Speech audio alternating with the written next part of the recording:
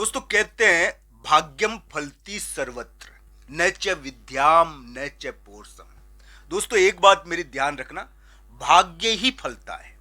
न तो विद्या काम आती है, न पुरुषार्थ काम आता है, मेहनत भी कुछ काम नहीं आती। भाग्य इतना बलवान होता है। तो दोस्तों भाग्य के सामने बड़े बड़ों की नहीं चलती। जो होना होता है वो होकर ही रहता है। अगर किसी की कुंडली में महाधन योग और एक शक्तिशाली योग बना हुआ है, और दोस्तों तो देखेंगे हम कि वो भाग्य से पैसे वाला हो जाता है। दोस्तों कोई कोई व्यक्ति इतनी जल्दी तरक्की कर जाते हैं कि आश्चर्य होता है, और कोई बहुत लंबे समय तक प्रयास करने के बावजूद भी थोड़ा सा ही प्राप्त कर पाते हैं। तो दोस्तों इसके पीछे क्या खेल है, भगवान की ये माया इस प्रकार की क्यों है? तो दोस्तों आज मैं आपको एक महत्वपूर्ण बात बताऊंगा जो एक ग्रह के बारे में है। केतु नाम का ये ग्रह जो मिथुन राशि के तीसरे स्थान पर 19 मई से आ जाएगा। इस केतु नाम के ग्रह के बारे में एक महत्वपूर्ण जानकारी आपको दी जाएगी, और किस प्रकार इसका भाग्य से नाता है, सफलता असफलता से नाता है, इसके बारे में भी बात की जाएगी। दोस्तों मैं आपको कह चुका हूं कि कोई व्यक्ति तो इतना अधिक सफल है जीवन में कि बहुत जल्दी सफल हो गया, और कोई हजार प्रयास करने पर भी सफल नहीं हो पा रहा। तो दोस्तों इसके पीछे क्या कारण है, इसके पीछे क्या चीज, क्या रहस्य छुपा हुआ है? क्या भगवान इस प्रकार का कठोर व्यवहार करते हैं हमारे साथ? हमको जानना जरूरी है इस बारे में। तो दोस्तों मैं आपको बता दूं, दो छाया ग्रह है, एक का नाम है राहु, दूसरे का नाम है केतु। दोस्तों इन दोनों को वरदान प्राप्त है कि ये व्यक्ति के कर्मों को, पूर्व कर्मों को, वर्तमान कर्मों को नियंत्रित नहीं करते, ये पूर्व कर्मों को नियंत्रित करते हैं। ये हमारे पहले की किए गए कार्यों को नियंत्रित करते हैं। दोस्तों ये हमारे पितरों को के कारक है। ये हमारे जीवन के अंदर एक प्रकार से ग्रहण या मोक्ष के कारक है। दोस्तों राहु से भी ज्यादा ताकतवर केतु माना जाता है। केतु यानी कि राहु से बहुत ज्यादा ताकतवर है। तो दोस्तों ये केतु नाम का ग्रह मिथुन राशि के तीसरे स्थान पर आएगा, और ये राहु और केतु दोनों ग्रहण के कारक है, ये ध्यान रखना चाहिए। अगर किसी की कुंडली में ग्रहण लगा हुआ है, मान लीजिए वो तरक्की नहीं कर पा रहा, उसको सफलता नहीं मिल पा रही, ये एक प्रकार का ग्रहण ही होता है। जब तक कुंडली में राहु केतु एक अच्छी स्थिति में नहीं हो आज के समय में, उसको व्यक्ति को तरक्की मिलना कठिन होती है। दोस्तों राहु केतु का कमजोर तो कभी होते ही नहीं है। ये ताकतवर तो हमेशा ही रहते हैं, ये कमजोर नहीं होते हैं। हाँ ये बुरे नहीं होने चाहिए, ये बुरी जगह बैठने नहीं चाहिए। ये बुरी जगह बैठते हैं ना तो हमको अलग अलग प्रकार के प्रभाव के द्वारा हमको परेशान करते हैं, ये ध्यान रखना चाहिए। दोस्तों यानी कि 19 मई से केतु तीसरे स्थान पर मिथुन राशि के चला जाएगा, और इस प्रकार की आशा बनती है कि मिथुन राशि वाले जातक के लिए कुछ करे। हालांकि मैं ये आपको कह दूं कि राहु और केतु आपकी कुंडली में जैसे होंगे उसी प्रकार का फल देंगे।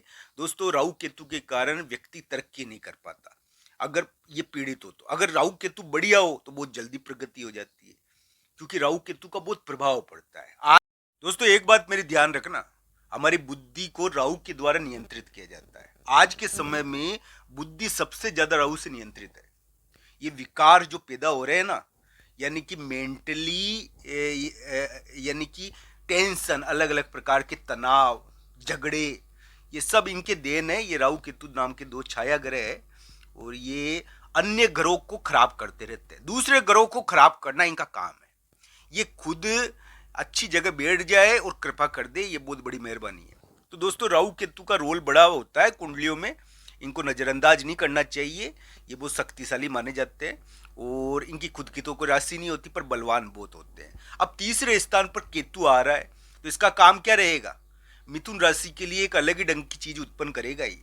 मैं आपको बता दूं, आपकी जो इच्छाएं हैं, जो आपकी रुचियां है, यानी कि आप कहो कि आपकी रुचि है ये काम करना, आपका कोई मित्र है, वो आपका दोस्त है, आप उसके साथ समय बिताते हो, तो दोस्तों वो मित्र, वो दोस्त और वो जो ये चीजें है ना आपकी रुचियां, इनके बीच में ये टांग अड़ाएगा। दोस्तों केतु क्या करेगा, इन चीजों को तोड़ने की कोशिश करेगा। जो आपके यानी कि मित्र से रिश्ते है ना, उसको तोड़ने की कोशिश करेगा, उसमें विवाद डालने की कोशिश करेगा। ये 19 मई से आ रहा है और 18 महीने के लिए रहेगा केतु नाम का ग्रह।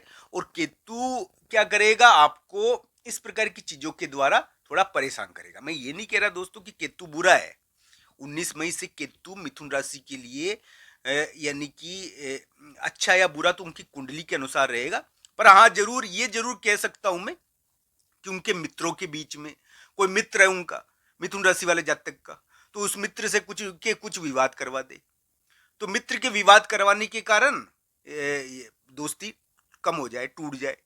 तो इस प्रकार की स्थितियां उत्पन्न करने की कोशिश करता है ये केतु नाम का ग्रह। ये ध्यान रखना चाहिए। राहु केतु बलवान होते हैं, बहुत बलवान ग्रह है ये। अब किसी की कुंडली में अगर राहु केतु बहुत अच्छी स्थिति में मौजूद है दोस्तों, तो ये ध्यान रखना चाहिए, उसकी तरक्की भी बहुत जल्दी होती है। क्योंकि राहु केतु हमारे जीवन में बहुत जरूरी है। ये हमारे ऊपर एक कृपा करवाते हैं, पितरों की, बड़े लोगों की, जो पूर्वज है ना हमारी, उनकी कृपा होती है हमारे ऊपर। तो राहु केतु की वजह से यानी कि बहुत बार ये अलग अलग ढंग की चीजें होती है ना, यानी कि आप ये मान के चलिए कोई व्यक्ति तरक्की नहीं कर पाता, किसी कारणवश उसके काम ऐसे अटकते हैं, पीढ़ी दर पीढ़ी चलने वाले दोष, ये राहु केतु की देन है। सारी चीजें ये करते हैं और अभी के युग में बहुत बलवान हो गए हैं। तो ध्यान रखना चाहिए, अभी के समय में राहु केतु ज्यादा ताकतवर है, बृहस्पति से ज्यादा ताकतवर ये हो गए हैं। तो ध्यान रखना चाहिए, राहु केतु का प्रभाव आज के समय में ज्यादा है।